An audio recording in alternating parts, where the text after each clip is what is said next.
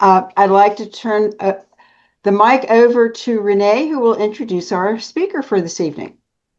Hi, this is exciting for me. My first time, so I'm excited. Um, all right, so I'm going to read this. With a 19-page CV, it would take an hour to detail all of our speakers' accomplishments.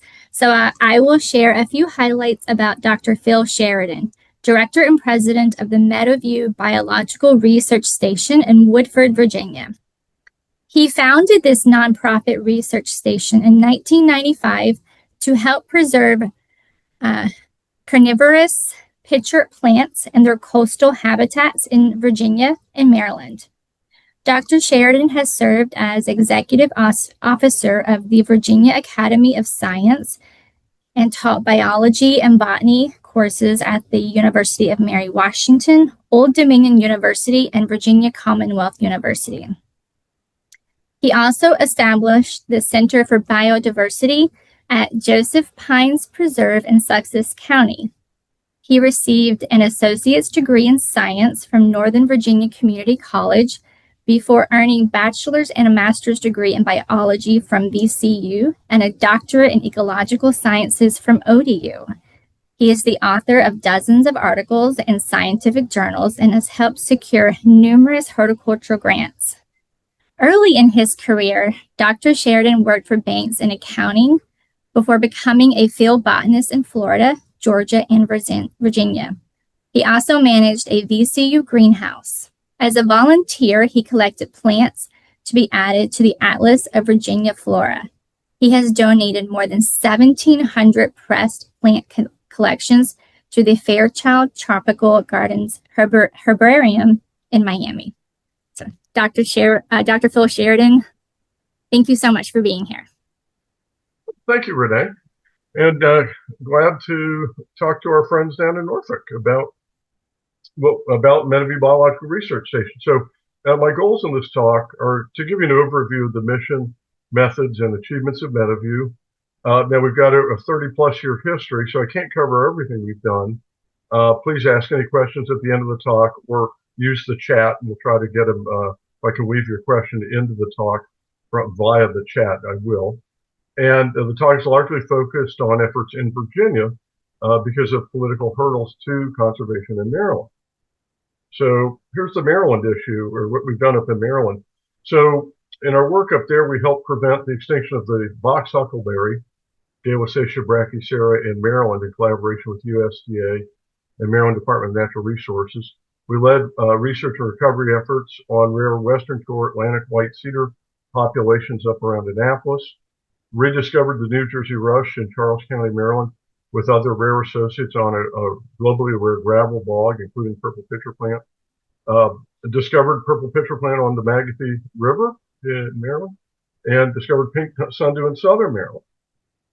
So the mission of Meadowview is to preserve and restore pitcher plant wetlands and their associated ecosystems in Maryland and Virginia through a unique 5-step process of discovery, propagation, research, reintroduction, and education, and to establish a series of nature preserves to protect pitcher plant resources in perpetuity. So this is a fairly unique mission. There was really an opening for this work that nobody else was doing, and we jumped in and did it, and it's important work. And one of the questions we frequently get is this: why should we care? Why are pitcher plants important? That's an important question if somebody's going to donate. And by the way, I'll be asking you to do just that. And I'm going to make the sell here about why you should and why your help's needed. So they're important because, first of all, they're beautiful.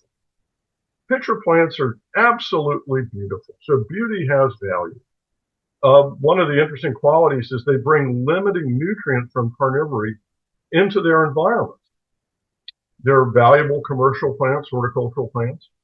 They're early bloomers and nourish some of the first pollinators in bogs. In many cases, they are state-listed rare, threatened, or endangered species.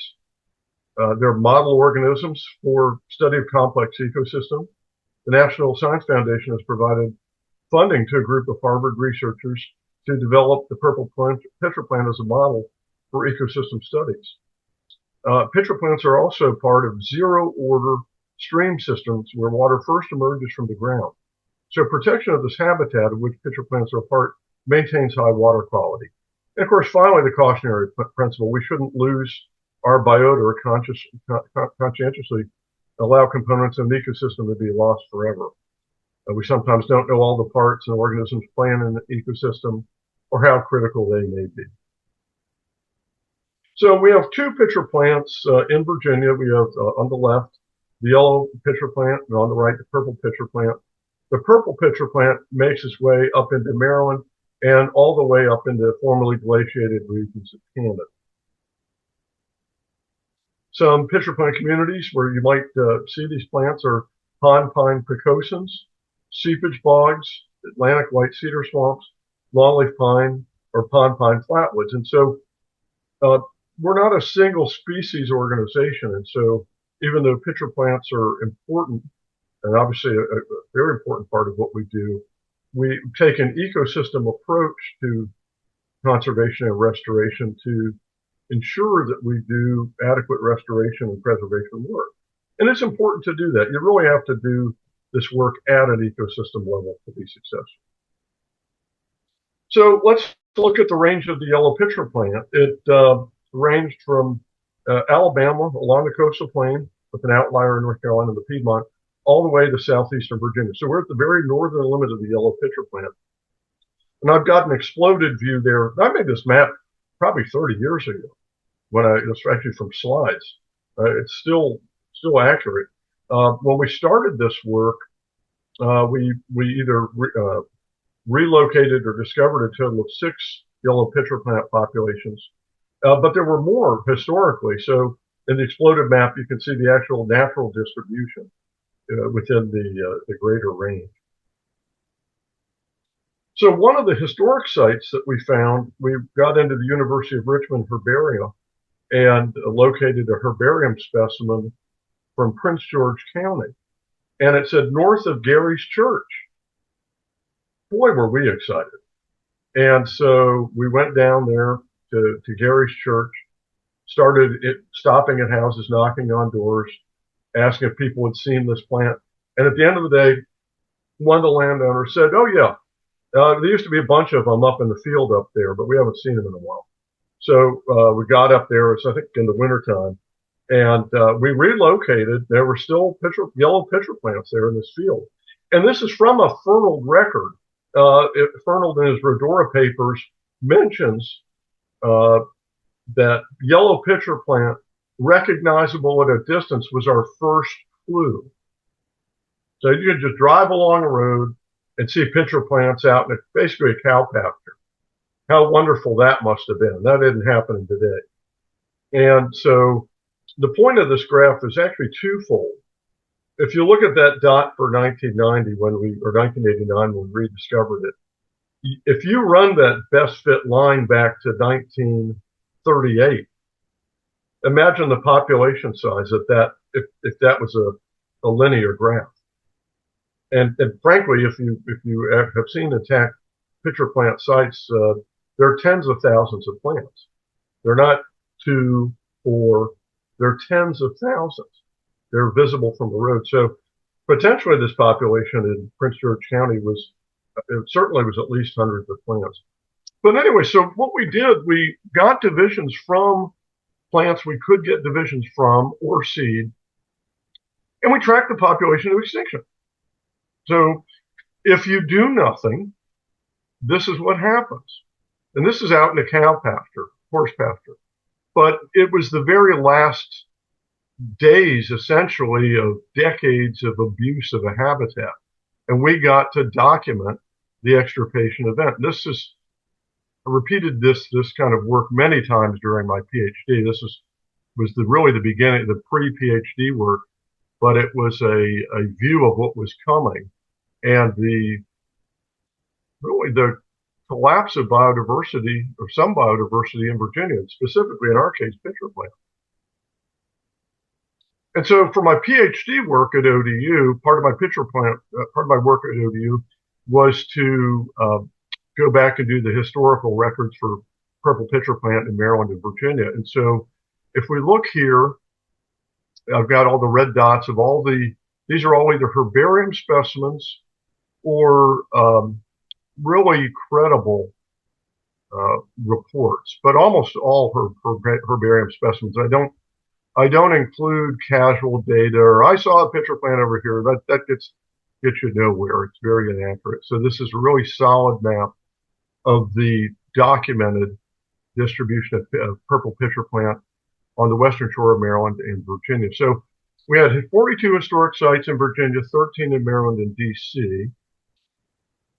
And by 2010, when I completed my PhD in Virginia, we had 14 sites left, 33% of the original total.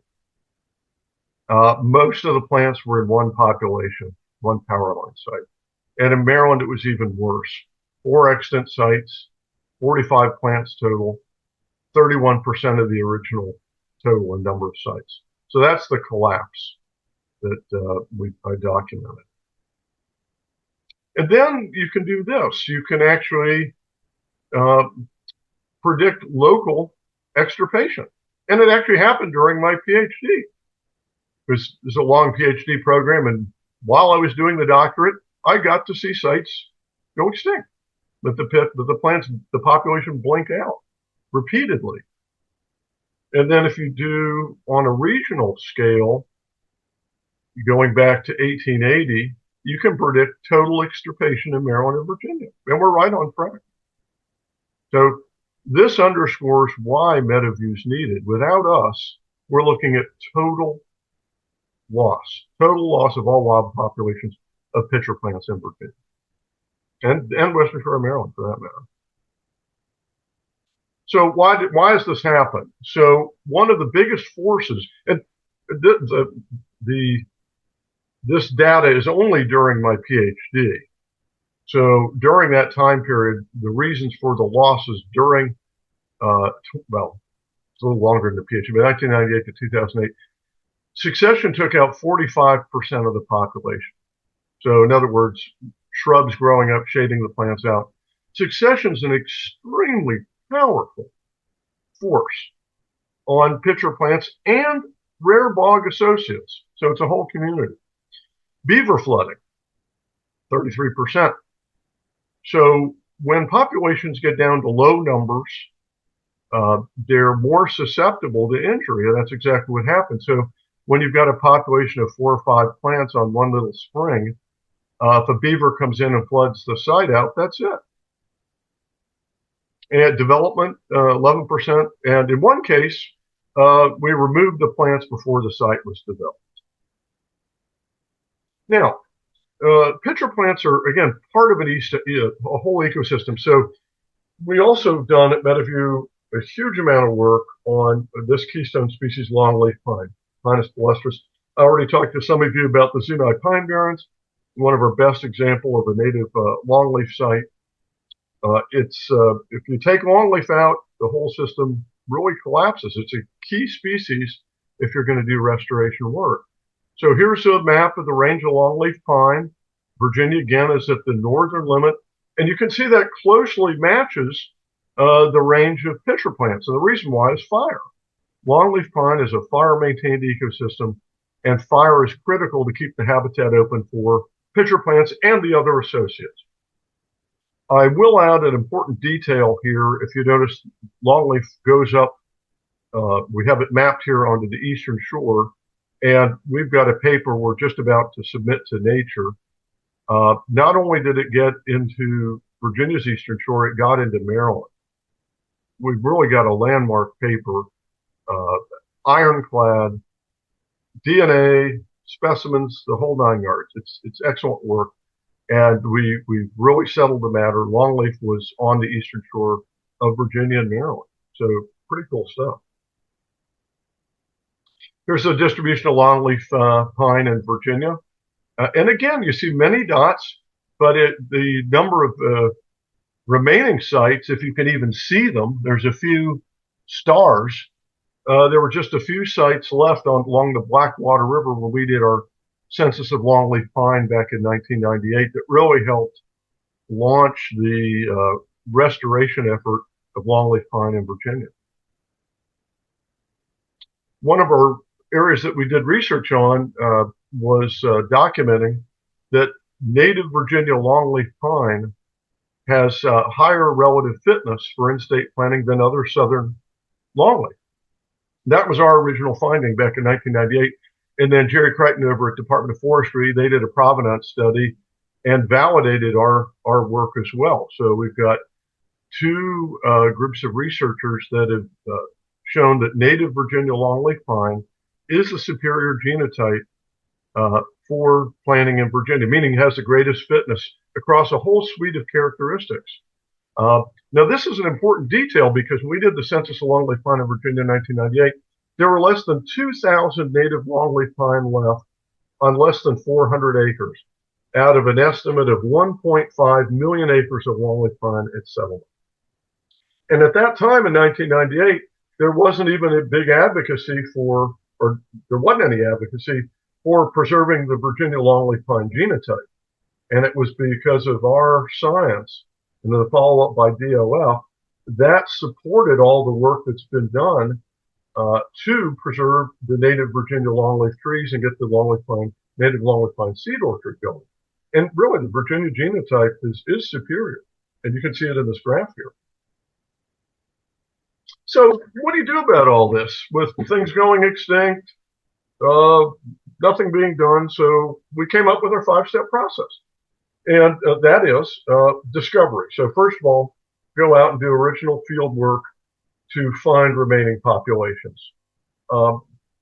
We still do that work, but I have to say that, you know, a lot of that work has been done, and there are still things to find, but it's a diminishing area because of a lot of reasons. There's less and less out there. And as you saw on the graphs with the disappearance of pitcher plants, they're actually gone. So you can go out to sites where they were, and they're just not there anymore. And that's true of other associates. So, but discovery is still important. We still want to go out and look and find existing populations because that's important germplasm for restoration. Once you find those populations, then you may need to enter the propagation phase, either on site or ex situ, depending on the plant and the need. Research may be needed on the reproductive biology of that plant. So you have to make a decision, is research warranted for a recovery effort? And in our case, we're leaders in reintroduction. A reintroduction program might be warranted. And then finally, you need to educate. So the next generation and the existing generation, if we don't tell people about what's going on, we're going to fail on our mission. So education is critical to get the word out about what we're doing and what needs to be done. So here's an example. So this was Shands Bog in Dinwiddie County. I found this back in 1983, and it was on a power line right away. Now, a lot's changed in 40 years. Yeah, more than 40 years now. But Shands Bog is gone. Nothing was done. Nobody did anything. Well, I did something. I got seed from the pitcher plants and propagated them. They're now on our nature preserve, but reached out to Nature Conservancy, and nothing was done because, I mean, times have changed. But back then, I was told, well, see, Phil, the problem is power lines aren't natural areas. Well, they are now. They're important now. Power lines are being protected for rare plant populations. But back then, you know, they're more common elsewhere. I mean, a little aggravated because we've lost populations that something could have been done with, and sites could have been protected and weren't. So, but this left the door open for Meadowview. Anyway, so that's discovery. Go out and find those natural wild populations. Then we enter propagation. So here's some of our propagation efforts at Meadowview with our volunteer crew.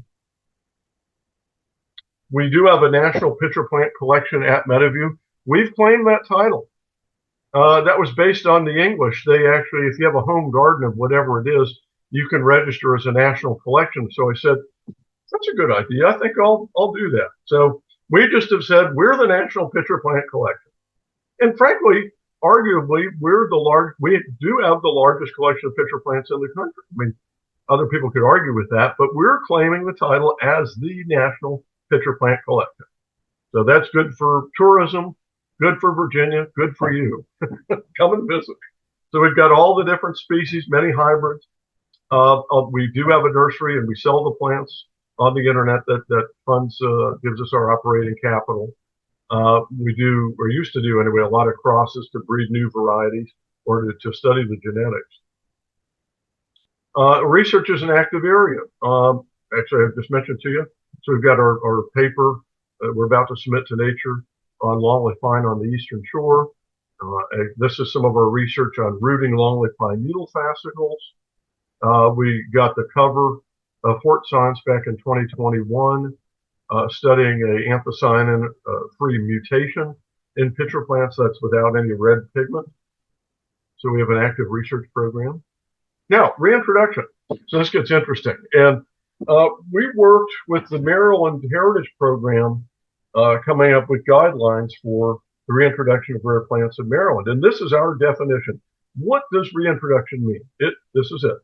So it's to establish a plant taxon that was recently lost from part of its historic range, or that enhances populations which remain within its historic range.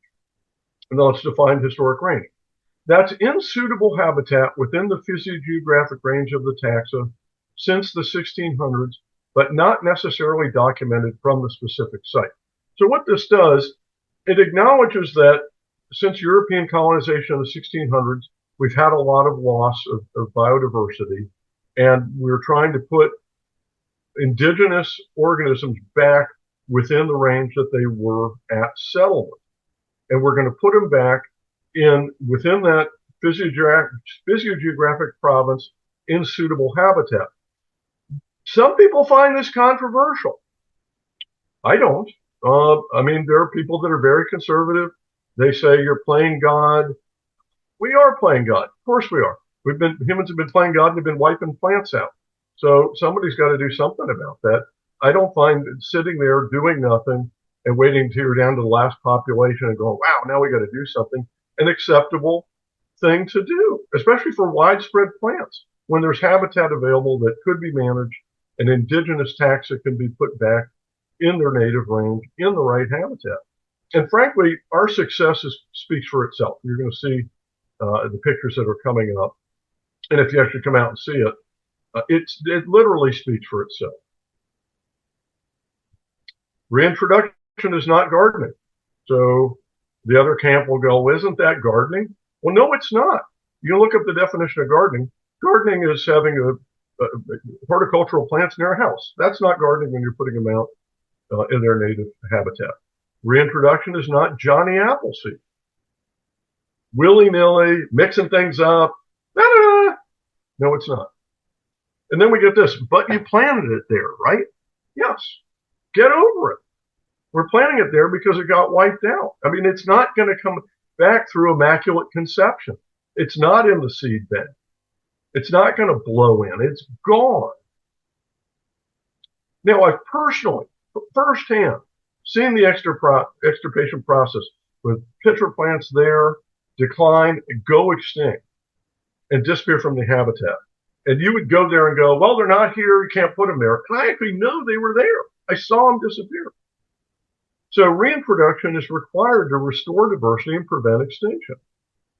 Now, this gets interesting. So I had some discussions with Rick Myers at the Heritage Program a few years ago because, there's longleaf pine now at Chubb Sandhill. And I went back to Fernald's work, and I was like, I don't remember ever seeing a comment about longleaf being at Chubb Sandhill. And it didn't. It's not in Fernald's record. There's no herbarium specimen. Yet they're planting longleaf at Chubb Sandhill. Wait a minute, guys. Wait a minute. You can't document it was there. I actually confronted Rick with this. And he goes, Phil, that's the singular exception. Wait a minute. That's hypocrisy. Okay? I'm being blunt here. I think it's great. It's actually the planting of longleaf pine at Chubb Sandhill fits the very definition Meadowview provided for reintroduction. Great job, guys. I'm all for it. So, but what's good for the goose is good for the gander. Got to call it what it is, okay? Now, here's in our early days, we didn't have a preserve system. Well, we didn't have anything. We started from nothing. So, what are you going to do? Well, we're going to do something. So, um, we worked with VDOT, who had these failed mitigation sites with acidic hotspots. Great. You've got acidic soil with sphagnum and lycopodium and bare ground. What's not to like? That's perfect habitat for planting pitcher plants. And they considered them failed wetland mitigation sites because we got to dump lime and fertilizer in there and get things growing. No, don't do that. So this is Otterdam Swamp Wetland Mitigation Site, a failed mitigation site, but a fantastic pitcher plant site.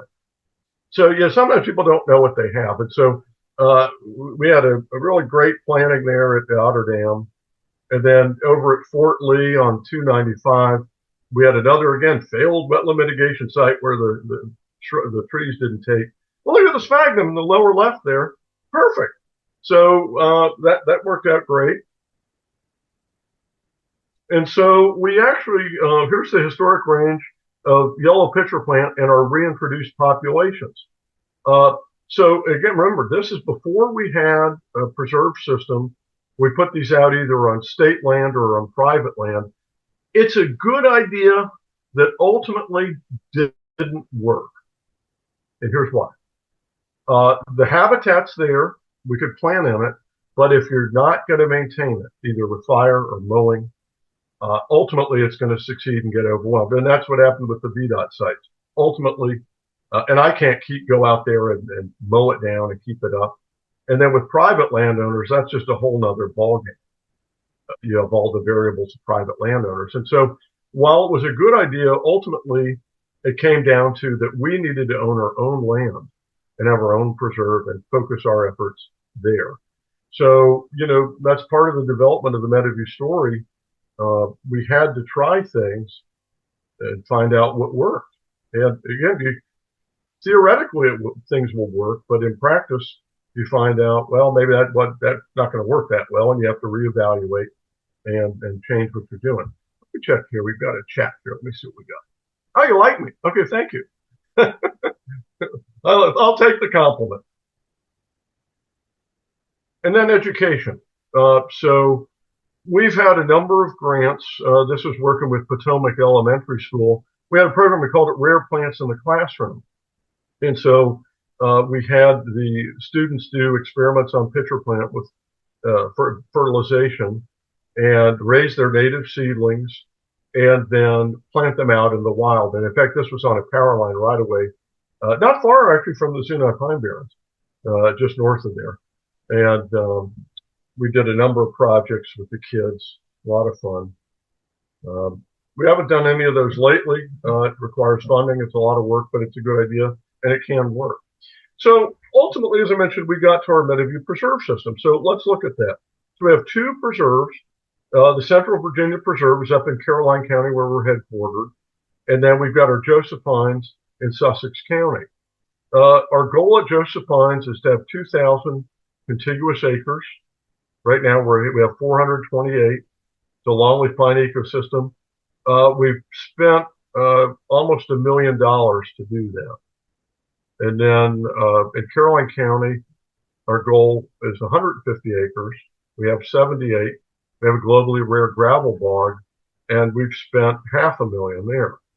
So this is the reality. So pitcher plant conservation is costing millions of dollars, and decades or a lifetime of work. I mean, I've spent my life on this. So it's mission work for dedicated people. Those should be sobering numbers to anybody.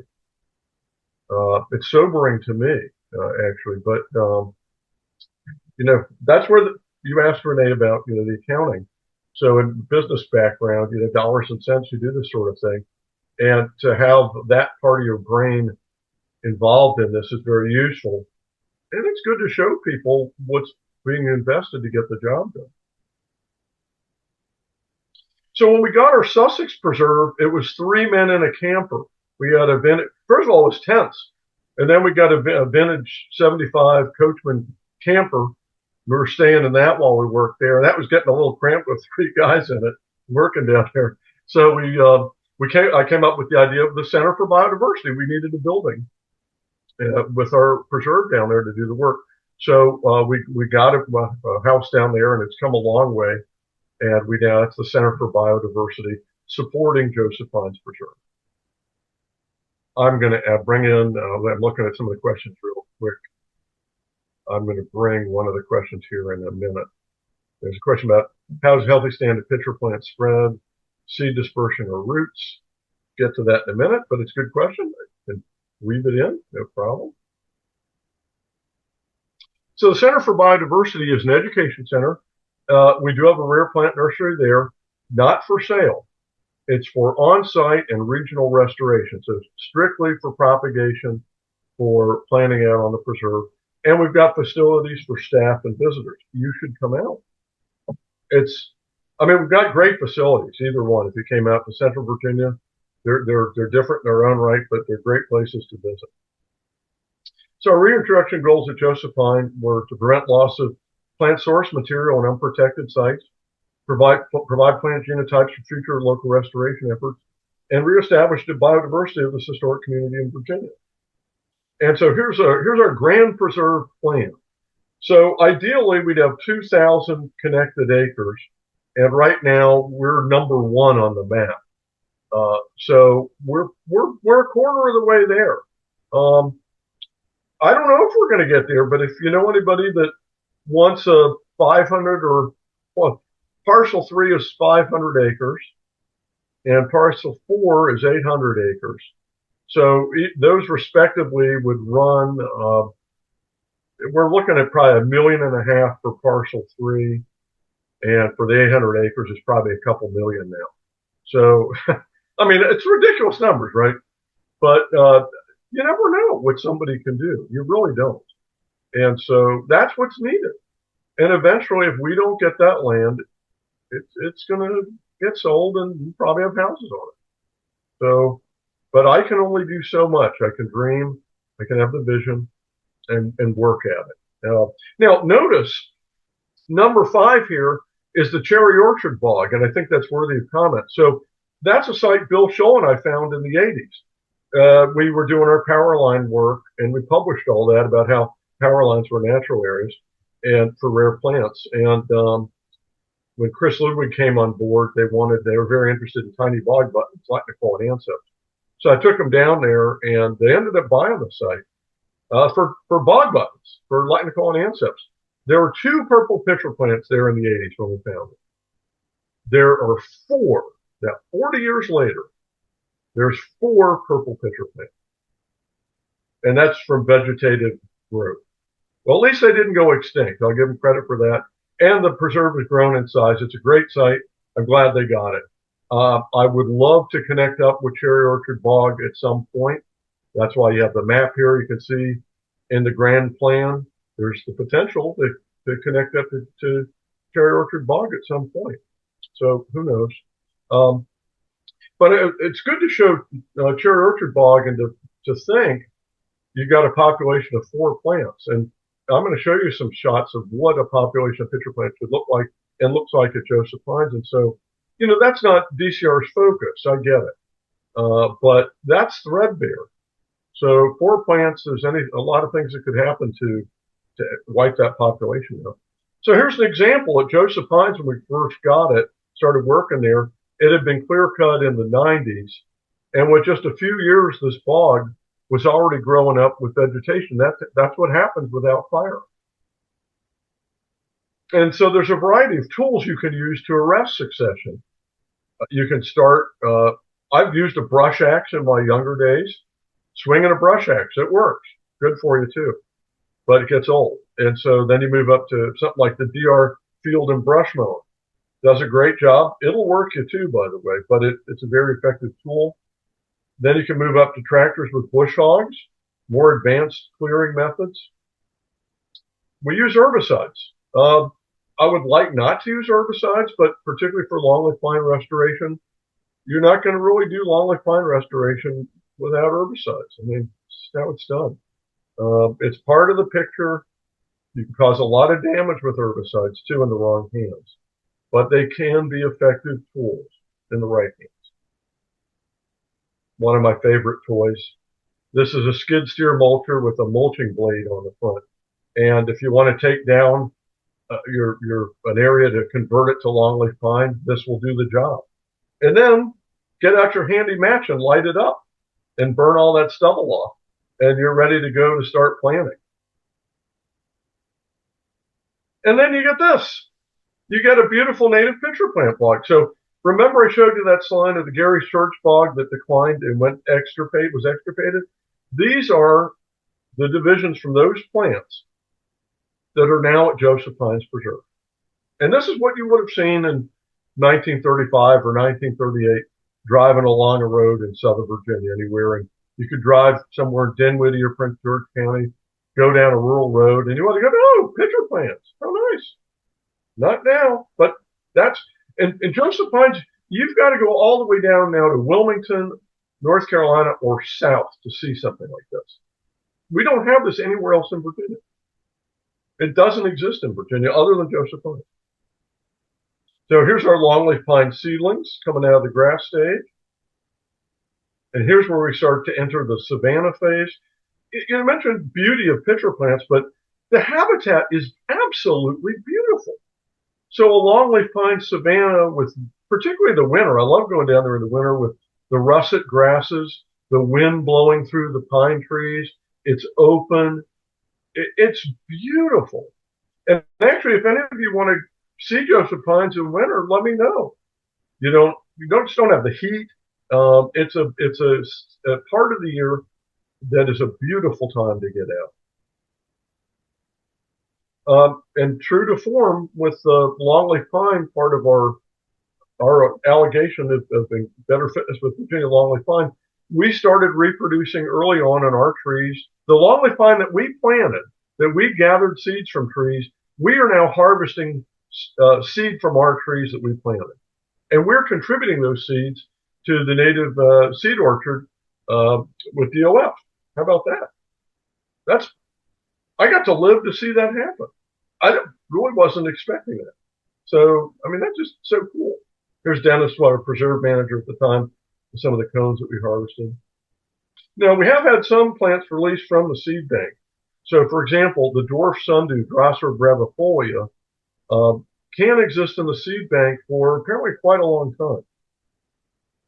We've got Lilium pyrophyllum, Asclepias rubra, and Ludwigia hortella. So those plants apparently are capable of surviving long periods, and we've seen this elsewhere, long periods of suppression and succession.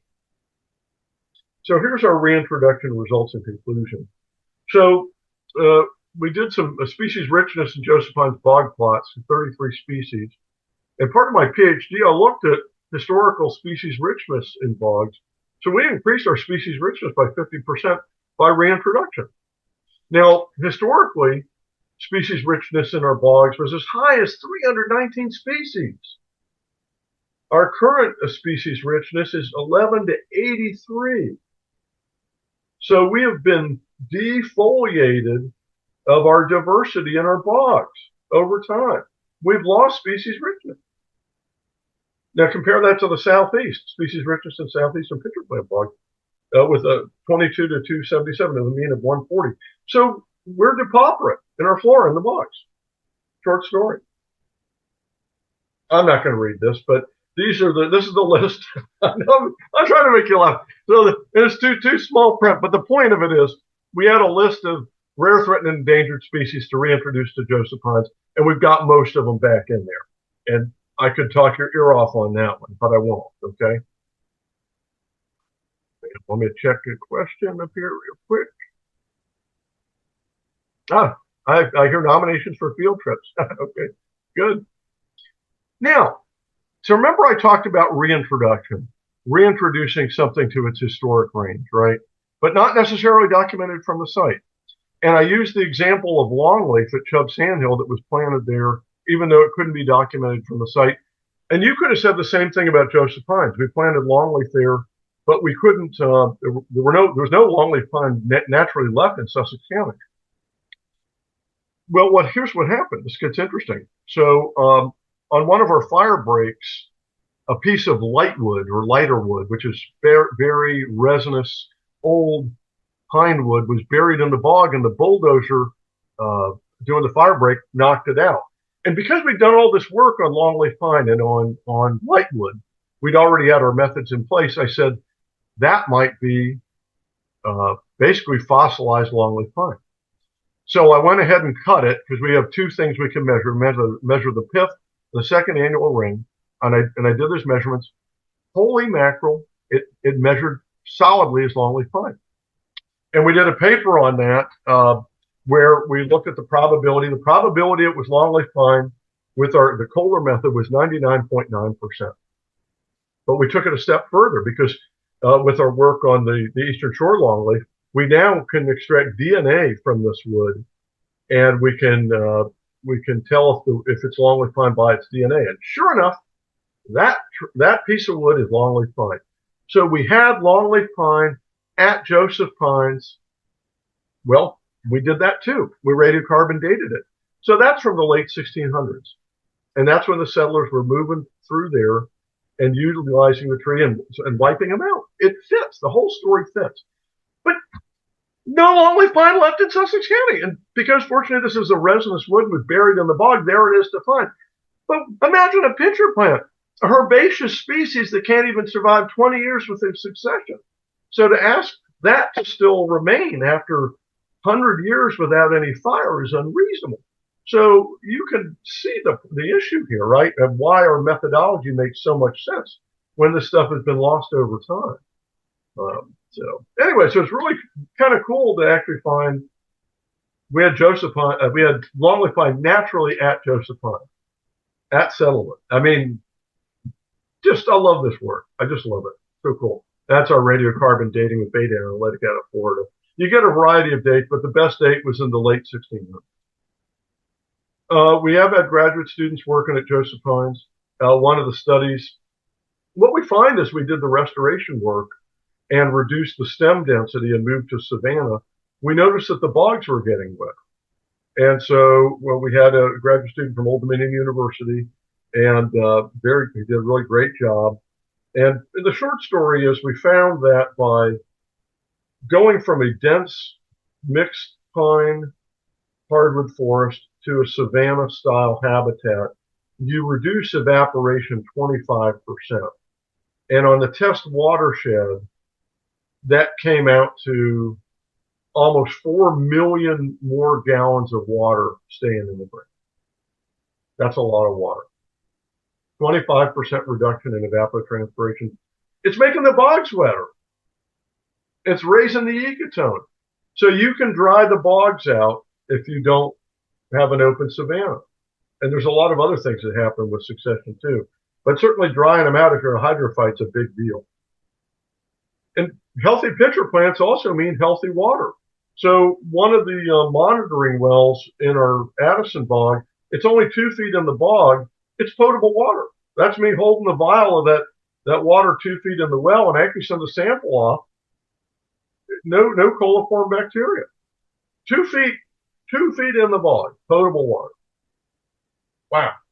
So healthy pitcher plants mean healthy water, and it really does. They don't grow in polluted habitats. So you pollute the site, they're gone. So here's our Central Virginia Preserve, quite a different animal from Southern Virginia. It's rolling terrain, globally rare, gravel bogs. It's much more difficult to work with. Smaller properties, greedy landowners, they might want to sell, they don't want to sell. It's very tough. So far we've got Meadowview, we get that little sliver on Route 2, the Sheridan Tract and the Wilson Tract, those are the reds. We got the Moon Tract, the big 62 acres, we got that in 2021. And we had $500,000 of state money, 2 VLCF grants, a VOF grant, to buy the 3 of the other parcels. And the landowners got greedy. And we couldn't do the deal. They kept raising the price, and we had to give almost over $400,000 of awarded money, 3 years of work and grant writing, back. Because people thought, my land's worth more and you want it. Now I want this. So this is really, really tough work. But I don't quit. Don't quit. And that's why cash, I have to keep saying this because it takes money to buy this land, and the timing is critical. If you don't have the money when you got to buy, you can lose the property forever. On our Central Virginia Preserve, we've got a globally rare gravel log. These are beach strand from the Pliocene era 3 to 5 million years ago. Beachfront property. It's the northernmost native purple pitcher plant population in Virginia. We've got New Jersey Rush. It's right behind Meadowview. So you can't beat that. Here's our native pitcher plant reintroduced on the Wilson track. New Jersey Rush. I don't know if any of you have ever seen the New Jersey Rush, but it's an interesting bog plant. Rough skin, like shark skin, bluish gray stem color. Here we have the wildlife and birding trail on the property. Now, I'd be remiss if I didn't mention sustainability, so we practice what we preach. We've got solar panels, solar thermal panels, PV, solar photovoltaics. We have an outside wood furnace. We've got gardens. We do our part to minimize our footprint on the environment. So, and we talk about with people too, about doing that. Here's our interns with their vegetable gardening. I don't know, you probably all have kids. You think kids would want a vegetable garden, but after they've been with the parents, they get to Meadowview, the vegetable gardening turns out to be the last thing they want to do. But we try to have that as part of the curriculum. It's good to have healthy vegetables. We do rainwater capture down in Sussex. So at Meadowview, we're right on a pond. So we've got excellent water. We can pump out of there and water our pitcher plant beds. We don't have that in Sussex. And so we've gone to rooftop rainwater capture, and we've got about 4,000 gallons of stored water, and that gravity feeds our pitcher plant beds. So I'm a big advocate for rooftop rainwater capture. You can't beat rainwater. Great, if you have any questions about that, glad to tell you about it. What can you do and what we need? Okay, here comes the hard hit, folks. We got a financial crunch right now, and we need help. I've got mortgages we can't pay. I've got the VRA note on Game Lake comes up May 1st, almost $14,000. So we need donors. So if you are interested, reach out to me, contact me, come out and see what we're doing. I mean, I got to show you this stuff, but if you can't donate now, think about bequests or wills down the road. Volunteering, spread the word. We are going to have a tea this weekend at Meadow Hill. That's our historic plantation house on the Moon property. That will be Saturday at noon. We've had detectors out there finding artifacts from the American Revolution and Civil War. We can prove the French camped there on the way to Yorktown. We were on the Washington Rochambeau route. So if you're interested in coming up for a cup of tea and some biscuits on Saturday at noon, and we'd love to have you, just let me know. We're just figure you're driving to Fredericksburg for the mileage, but we'd love to have you. And may Bog Jesus bless you. That's not sacrilegious. One of the guys down south, it's a religious experience being in the bogs. It really is. You have to be in them to feel it, but when you're there communing with them, it's a spiritual experience. So, okay. Questions? Let me go back. I didn't address the seed question. Let's see here. Okay. A healthy stand of pitcher plants, they would spread. So the seeds drop in the fall. They're very hydrophobic, water-fearing. They float on water, and they colonize hummocks or exposed soil. That's the typical method of dispersion in a habitat. They are rhizomaceous and clonal. So a clone will grow, get to about a meter size. And if we were around to see it for several hundred years, it's certainly possible that you could get some kind of fairy ring where they'd move out and they would be related and you wouldn't know it. No one's been around to see that. no one's really looked at that, so we don't know how much clonal dispersion has actually occurred. But definitely they spread by seeds. It takes about 7 to 8 years to reach maturity from seed in the wild, or longer. See what else we have with questions. Are there areas such as Southern Maryland that show no pitcher plants not researched? Well, actually, there are pitcher plants in Southern Maryland. So I discovered the Southern Maryland population in Charles County. That's the Piney Branch population. They're very rare in Maryland. Maryland's smaller, frankly, more developed, less habitat. So, and I've done a lot of work up there. Now, there might be another population out there somewhere, but remember, they're getting shaded out every year. Or if they're on a power line, they've been sprayed. We had power line sites that get generally wiped out by herbicides. So there's a pond edge somewhere where there's a population. But Maryland, it's I hope there's some still out there, but don't get your hopes up, okay? Okay, then we got Norfolk Botanic Garden. Good for them.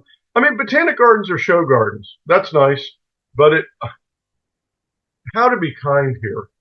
I mean, it's a garden. That's what it is. It's educational interest. It's not doing anything for conservation. I mean, to be blunt. I mean, conservation is the plants in the wild managed and the land protected. That's what has to be done. Otherwise, it's cute. Also, yellow pitcher plant. Okay, you're speaking my language. You speak biscuit? What is biscuit? That's funny. Oh, Katie likes the tea and Rochambeau. Good for you. Come on out, Katie. When and how long do they bloom? About a week. They bloom for approximately a week. The yellow pitcher plant blooms typically peaks the first week of May. Purple pitcher plant the second week of May. Thank you. Okay. Best time of year to visit. Now it's cool, and I'm not sweating my tail off standing around out there. So winter. Well, there's a couple times. The best time for me is now. It's cool. I have less work going on, so for me, the best time to visit is now. For you, I would say mid-May. And since you asked that question, we're planning on having an open house at Meadowview in May with a plant sale. So you can get a plant, support us financially, and get to see the plants at the height of their beauty. And so we'll be posting that on our website, but we're aiming for actually, I think, May 15th, middle of May. Okay? Oh, anyone put on the chat? Here, let me type it in. T at Meadow Hill and noon. And the address is 8252 Fredericksburg. I'm not looking at what I typed, so I'm going to go back and check it. Now, the plantation house is right next to Meadowview. Don't stop at the nursery where the sign is. Go to the physical address. Meadow Hill, noon, 18. Okay. And text me if you're coming, just so we know, or call, or if you get lost or have a difficulty. Okay. So let me post it. Go. We've got some amazing artifacts. We've got 11 cases of artifacts they found over the past year. They've actually got pieces of 8. They found French, it's actually Spanish coin, and they cut them, and they're in like wedges or halves from the 1700s. I mean, it's really amazing. French bullets, French buttons. They know the regiments. You can hear the fife and drum playing, or that'd be the British, but as the French came down Route 2, and they walked from Connecticut to Yorktown. Did you know that?